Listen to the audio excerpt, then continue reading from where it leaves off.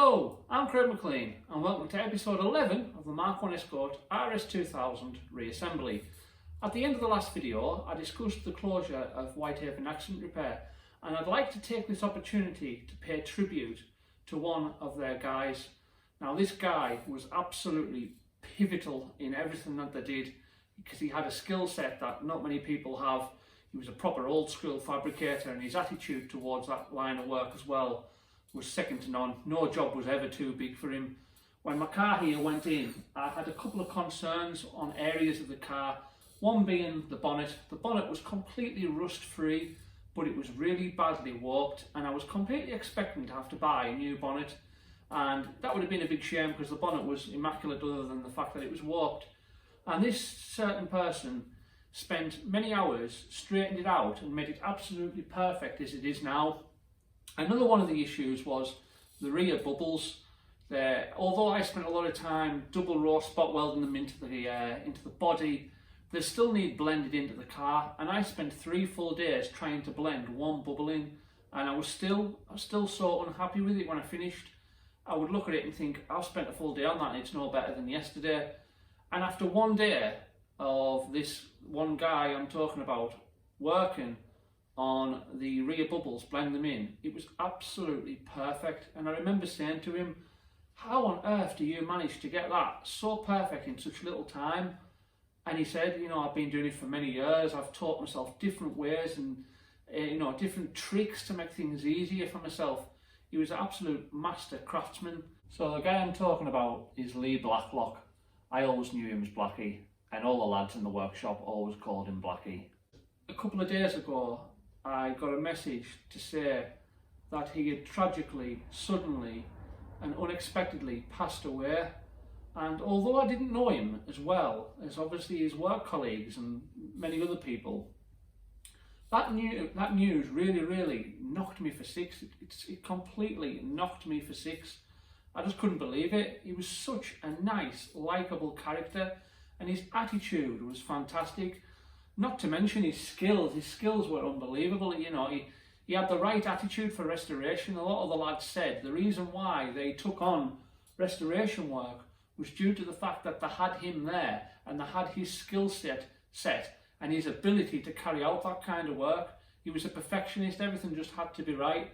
Whenever I went up there, I always ended up having a crack with him. He was the type of lad that he could talk your legs off, and I didn't mind that. I had a great crack with him whenever I was there. But I used to think, one of us is going to get in trouble here. Either his boss is going to come out and say, oh, back to work, you've been talking for half an hour, or tell me to bugger off for keeping him away from his job. He was a real nice guy, and I'd just like to make mention to him because I really feel strongly about the situation. So rest in peace, Blackie. You'll certainly be missed by everybody who known you. So, anyways, as you've seen in the last videos, I've spent a lot of time on the engine and the interior, but I've really neglected the external aspects of the car. So that's where I'm going to be heading in this video. So I've got some bits coming that I can start dressing up the external parts of the car, like you'll see in this video. And I've also got the gearbox mount that I've got a bit of a plan for that I'll show you a bit later in this video. So I'll get on with some of them jobs because there's some niggling jobs that have just been niggling away at me. I want to get out the way. I'll get on with some of them jobs, and then later in the video I'll show you a bit of footage of what I managed to achieve with the gearbox mount. So let's crack on with them jobs now. And the first one of them niggling jobs is these ribbon cables where they went through the dash. As I said in the end of the last video, I was unhappy that these were just going through a metal cutout. So what I've managed to do, as you can see there, I'm super happy with how that's turned out. I've managed to get some open grommets and form them into the right shape and size to fit round both ends of the dash on the ribbon cables. So they now look as I would expect it to look from factory. I don't think you could get that any neater than that. I'm really pleased with it. I also spent a little bit of time and cleaned up a little bit more of the glue on that side. And while I was at it, this is another area I didn't have a grommet for, which was the back heated window cable.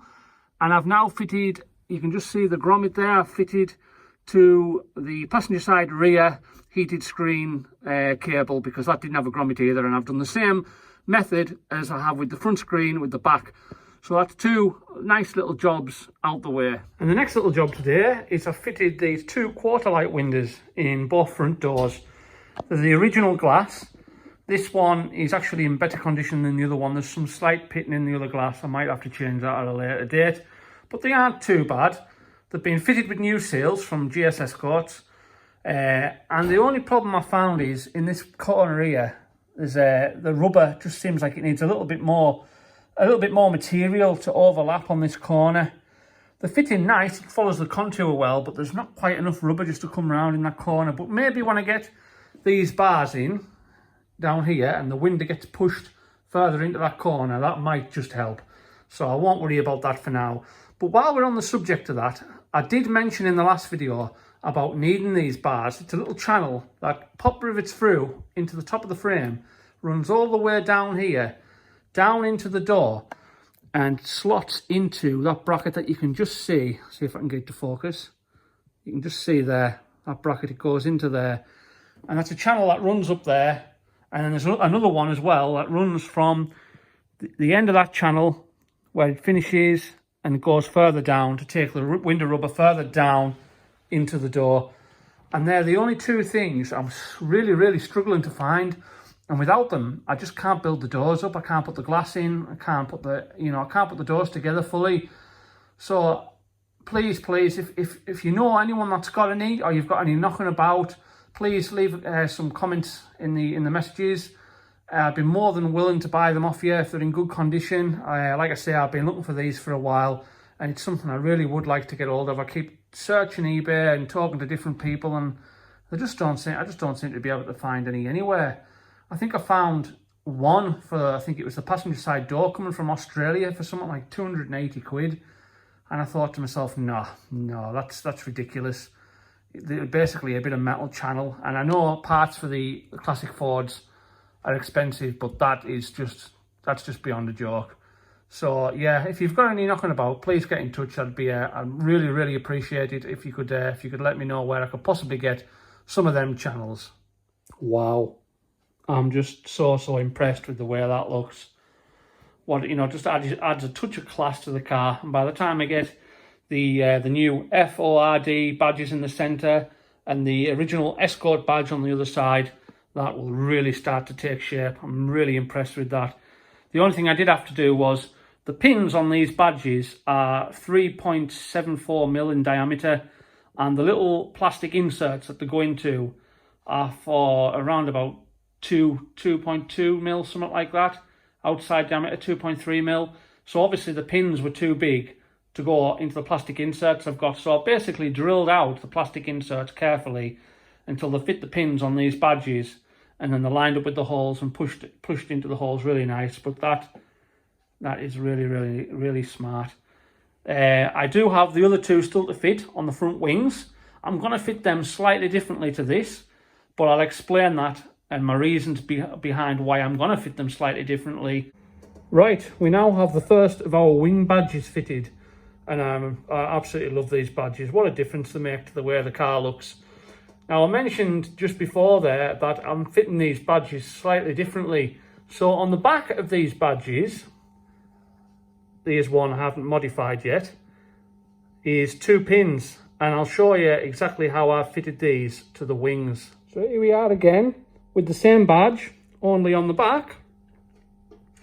I've chopped the pins off very carefully with a thin slitter in the grinder. If you take your time, you can easily nib them off without doing any damage to the rest of the badge, leaving a perfect flat surface.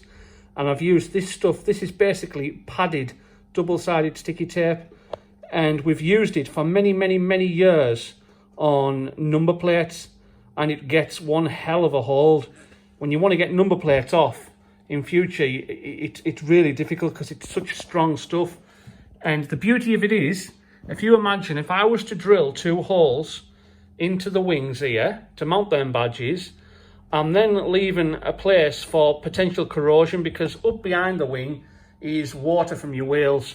Now, this car isn't going to be coming out in the rain all that often, but it will get wet now and again when you're caught out when you're on the way back from shows and whatnot.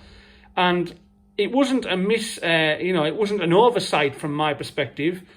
in the bodywork days, it was one of the things on my list to do, was to drill the 2 holes in the wings to accept the badges. I had loads of old wings that I could take a template from, and I decided not to. I thought, no, I'd rather stick these on with this tape that we use all the time, simply because then I know that there's absolutely no potential of water up the back or water being trapped, because these seal to the wing as well. So they're absolutely solid, fitting absolutely fantastically, and I don't have to worry about water from behind causing potential corrosion. And another good thing about it is as well, if at any point you decided, you know what, I'm going to run it without badges for a while, pull the badge off, clean the glue off, clean the double-sided sticky tape off, and there's no holes. You know, you could run it without badges really easily. So that's something else as well. That's a bit of a positive about sticking them on. And I would much rather stick them on than drill the holes. At the end of the day, it's yeah, I've cut 2 pins off brand new badges, but you know, for 60 odd quid for a new set of badges, I don't see the issue, and I'm much happier using that method. So one thing I forgot to mention is, if you are interested in sticking your badges on rather than using the pins, the back of the badge is slightly recessed by about 2 mm in behind where the pins are. So to get round that, that's why I've used the padded double-sided sticky tape. This takes up the recess. And another good thing about it is, if you've got a surface that isn't perfectly flat, because the double-sided tape is thicker, it takes up any imperfections, any deviations in the panel or the badge or whatever you come to stick on. So it's just something to bear in mind. If you are going to stick them, you probably do need the padded type tape. So this is my gearbox mount, and the peg on the gearbox, or the location point on the gearbox, obviously drops down into here, and you put a bolt in from underneath. So on the bottom side, you put a bolt through there, right into the gearbox casing. And then this section here comes up and mounts onto the 2 gearbox mounts on the tunnel, on the transmission tunnel. Now they all line up beautifully. These holes line up with the brackets that I moved further back when I was doing the bodywork, and this lines up obviously with the gearbox. But the problem is the depth of this bracket, or this mount, just isn't deep enough. When I bolt this to the gearbox, the floor is probably about 25 mm higher than this bracket will reach. And there is a way of getting around that. A lot of people just put little blocks in here, little 20-25 mm blocks to take up that space. But I want to make a mount that looks like it was made for the car, not an afterthought. I want to make it look like it was designed to fit the car. And I've thought about it. And there's a couple of ways I could do it, which is to cut these webs off, these lips off, move them up, and then refabricate it back in. Or I can chop the bottom section out, drop it down, refabricate it back in. But I just feel that whatever I do with that, it's gonna look like a cut and shut. It's gonna look like an afterthought, and I don't want it to. This is a really nice made bracket. It's all been nicely TIG welded on the corners, etc. And I want to make my bracket look every bit as good. So I'm actually thinking about starting from scratch. Now, I knew this bracket wasn't going to fit perfectly. I knew I was going to have alterations to make. It's cost about 50 quid, and obviously the only part I'll end up using is that mount, which is a bit of a shame. But I want it to be right, so I'm going to give it some thought. I'm just looking at the job for now. I'm going to give it some thought over the next couple of days, and I am thinking about making a bracket from scratch which will incorporate this mount, but will be deep enough to fit the car perfectly in one piece, made in the same manner that this has been made, and make it look like it was designed and made for the car, not an afterthought. So I'll give it some thought, and I'll let you know what I've decided. So today, while I've had a couple of hours spare, I decided to make these, and these are the Bulkhead blanking plates. And the one on the right, without the holes in, is obviously to blank off the fuse box there. You can just see behind the engine. And obviously the one on the left with the 2 holes is for the 2 pipes from the heater that come through the bulkhead that you can just see there. So they're now made up. Now I know you can buy these are readily available, but the ones that you buy have got a bit of a lip on it, a bit of a step, which means the plate would stick off further. And because we're limited for room at the back there, I wanted the plates to be flush to the bulkhead. So hence the reason why I've made flat plates. And I've also cut gaskets out to go on the rear of them, which I'll seal up as well neatly, just to seal it to the bulkhead. So that's 2 of them made. I'm hoping to get them powder coated, but as I mentioned in the end of my last video, the body shop I used is sadly closed, and they also did all my powder coating. They may still be doing powder coating early next week, but I very much doubt it, so I might end up having to just do these in satin black, but you know, I won't be too fussed if I have to do that. They'll still turn out well. So there, another 2 little jobs I've got out the way today. Once they're coated, they can be fitted, which means I can now fit that top hose that I explained in the last video. You can just see there, that bottom hose there, that can go onto the top copper pipe, and that'll be another little job out the way. That's part of the plumbing for the heater sorted out. Moving back on to the gearbox mount. After much thought, and by much thought I mean this is the kind of thing that keeps me up at night wondering about how I'm going to get around these issues. As sad as that sounds, but that's just the way I am.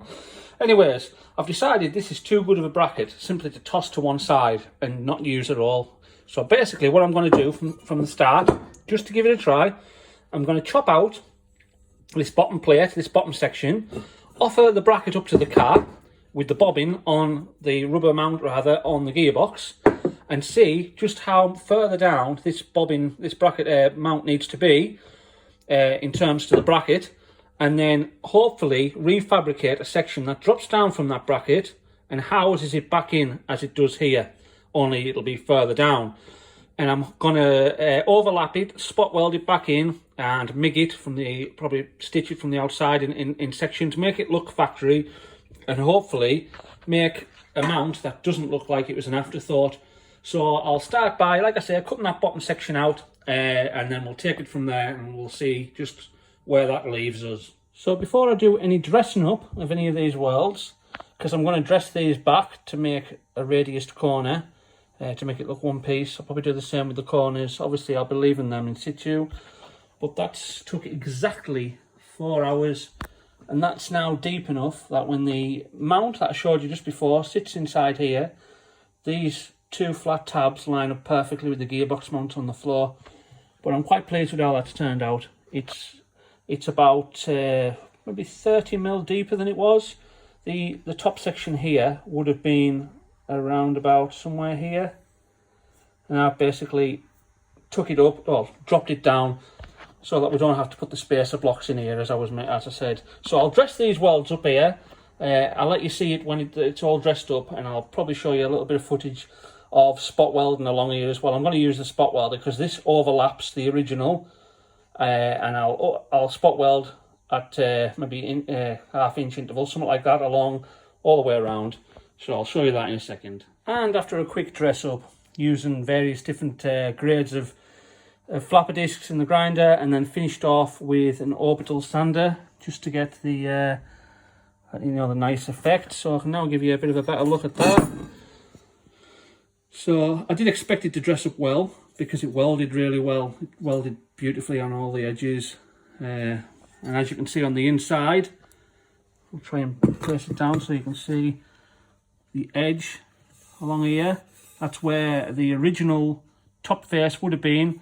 In fact, it was actually 8mm further up. I chopped 8mm off to give clearance for the rubber mount. So, you know, just 8mm above this line here is where the original face would have been. But that's obviously melted through nicely, and all I've got to do now is spot weld along these edges, which I'll show you a little bit of footage of that happening now.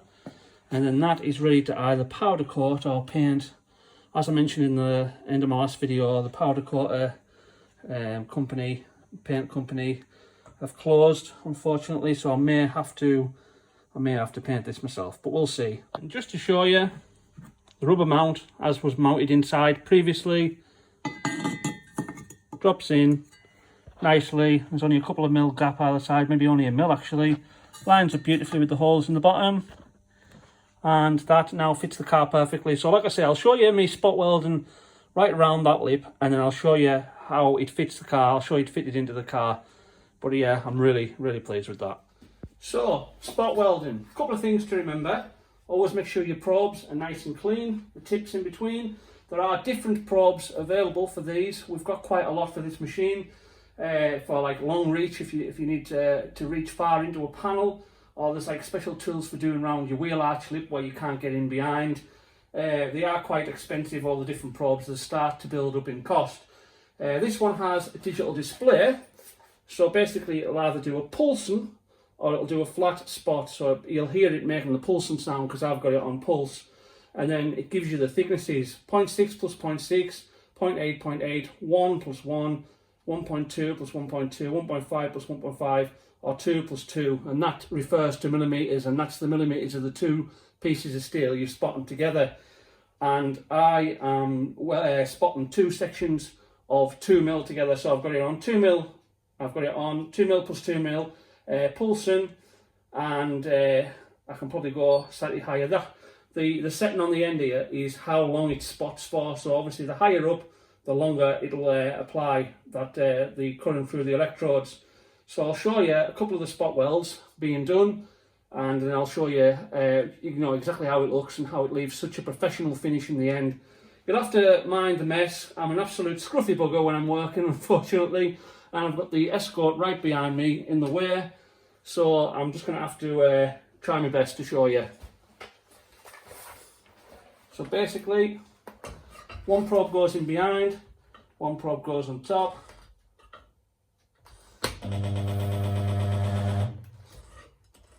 And then the next one.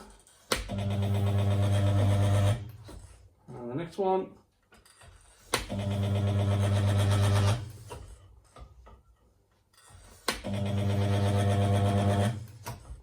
And the last one.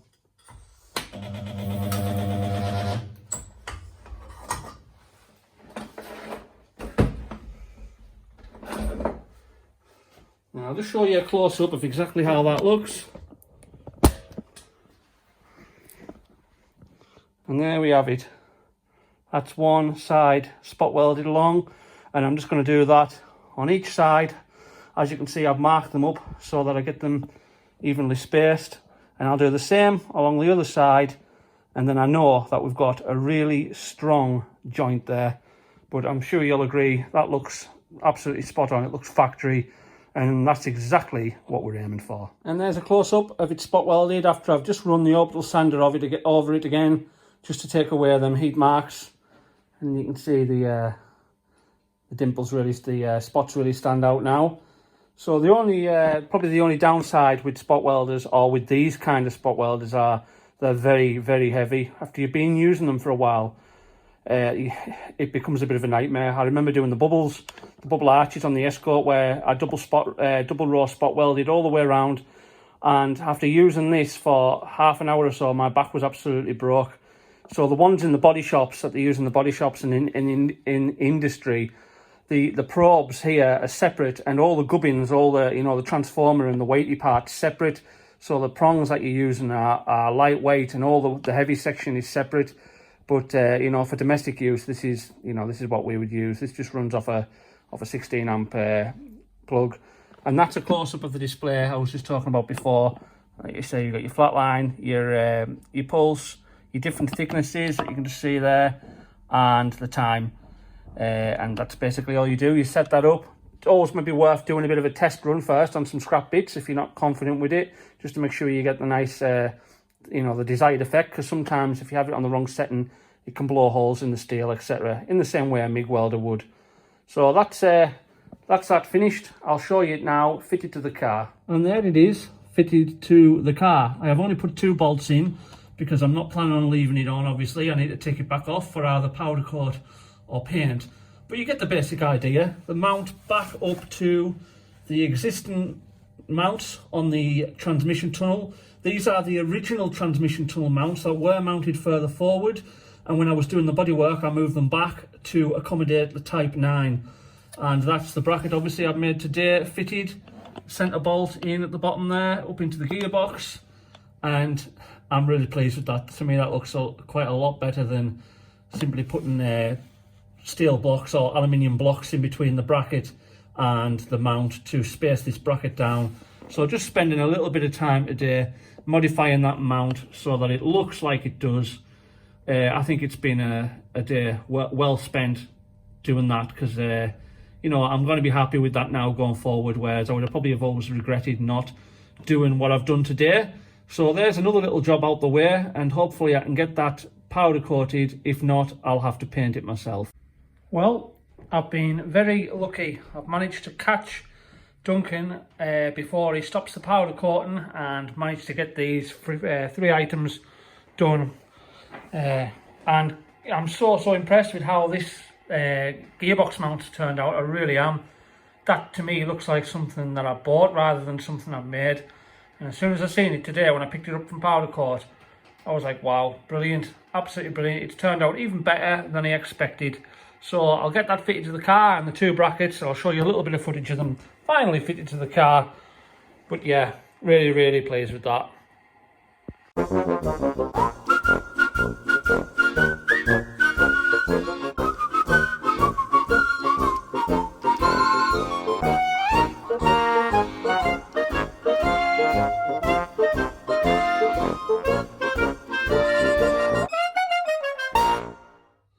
And there we have it, fitted to the body shell, as I explained just earlier. And that has turned out so much better than I ever expected. I think that's one of the things I'm most impressed with so far. That's you know, that's turned out on the build. And the only maybe slight issue is, if you just look up there where I've done that little cutout in that corner there, I think there's a little bit of contact on that edge. I'm maybe just going to have to open up that filed out section a little bit further just to stop contact. But other than that, that fits absolutely fantastic. And I've ran a straight edge along the bottom, and it's actually no further down. It's pretty much bang on in line with the bottom of the chassis legs. So although it does look like it hangs down, it doesn't actually hang down any further than the chassis legs. Well, actually the bolt heads probably will, but the actual face of the bracket doesn't.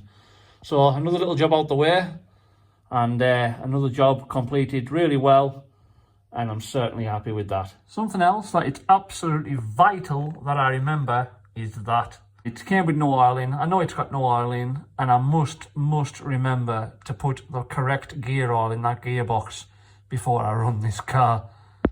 And that's the blanking plates I've just showed you. I've got powder coated, fitted to the bulkhead, and I think they look really good. They certainly don't look out of place. They look right for the car, I think. The other one's on as well, on the pipes on the other side, and I've also got the top hose on. The top hose is a little bit tight on the corner, on the angle. I knew it was going to be. It's not ideal, but then again, when you do car and engine conversions, putting different engines in cars that weren't originally designed for it, you always are going to get aspects of the build that aren't ideal because they weren't designed for it in the first place. So what I'm going to do with that is, I'm just going to keep an eye on it, make sure that it doesn't cause an issue in future. And as long as it doesn't, I'll leave that alone. So yeah, it was a bit of a fight to get on. Not too bad, but it's gone on, it's tightened up. And like I say, I'll just keep an eye on that. Now, I know some people do take the pipe through the bulkhead and put this Jubilee clip on the inside so they get more pipe, you know, sort of onto the copper into the car. But I decided just to do it that way. Like I say, if it does cause a problem in future, I'll maybe have to look at changing that. But I don't think it's going to be an issue. Well, guys, I've just finished off the last little job that I discussed quite a little bit earlier there, which was the gearbox mount, the little section in the centre that was catching on the gearbox casing. So I've now took that mount off and filed that out to a bigger clearance. Obviously, I've just had to touch it in with a bit of black paint because it was powder coated. So that's that done. And I'm going to leave this video here.